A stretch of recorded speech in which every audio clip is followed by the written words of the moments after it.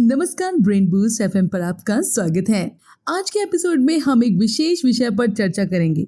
यदि आपने हमारे पिछले एपिसोड को सुना है तो आप जानते ही होंगे कि हम विभिन्न समाजों की संस्कृति और परंपराओं पर प्रकाश डालते हैं। धनगर समाज का इतिहास प्राचीन ग्रंथों रामायण और भारत में भी स्पष्ट रूप से मिलता है, जहाँ चरवाहों, ग्वालों और मवेशी पालकों का उल्लेख मिलता है।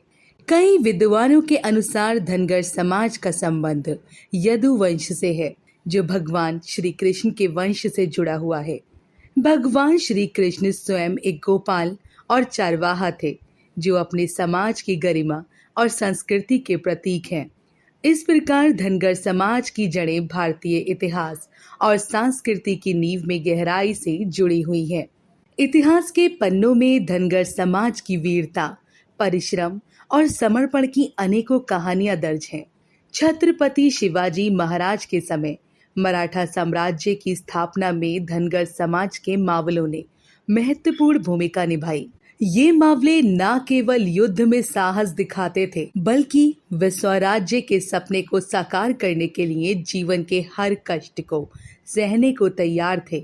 पहाड़ों और मैदानों में भेड़ बकरी चराते हुए कठिन मौसम में भी वो अपने कर्तव्य से विमुख नहीं हुए। ये उनकी निर्भीकता और धैर्य समाज के लिए आज भी प्रेरणा का स्रोत है। धनगर समाज का पारंपरिक व्यवसाय मुख्य रूप से भेड़ बकरी पालन, दूध व्यवसाय, कृषि और कुछ उपजातियों में वस्त्र बुनाई है। ये समाज साल में एक बार मानसून के पश्चात ढोल यात्रा करता है, जिसमें वो अपने पशुओं के साथ पहाड़ों से मैदान की ओर चले जाते हैं। ये यात्रा न केवल पशुओं के लिए चारा और जल उपलब्ध कराने के लिए होती है, बल्कि ये उनके जीवन शैली, संस्कृति और एकता का प्रतीक भी है।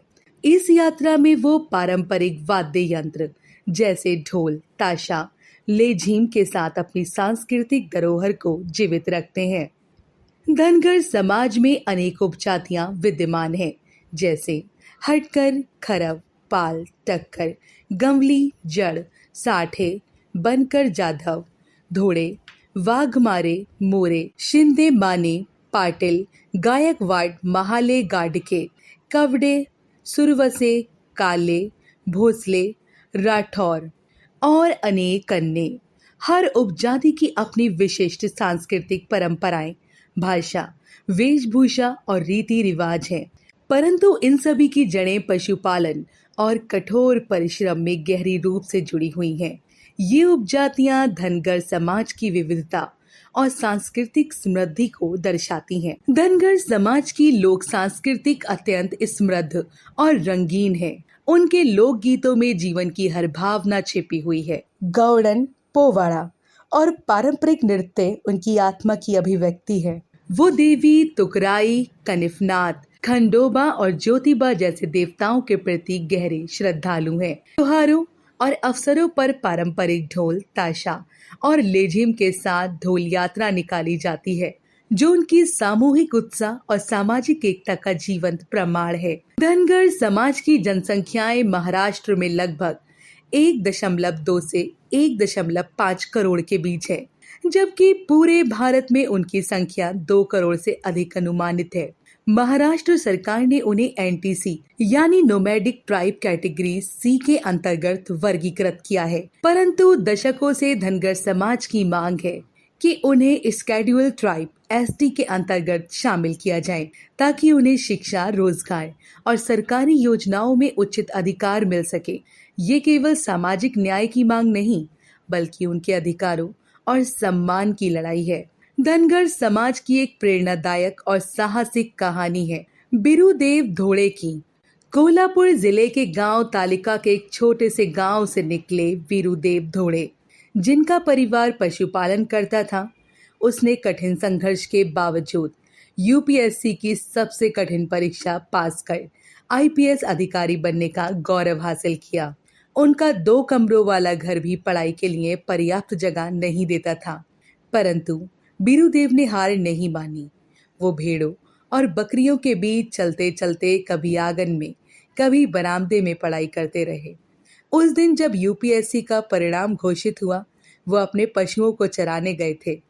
उनकी सफलता इस बात का प्रतीक है कि मेहनत, लगन और विश्वास से कोई भी बाधा पार की जा सकती है। आज बीरू देव घोड़े आईपीएस अधिकारी के रूप में समाज के लिए प्रेरणा का स्रोत हैं।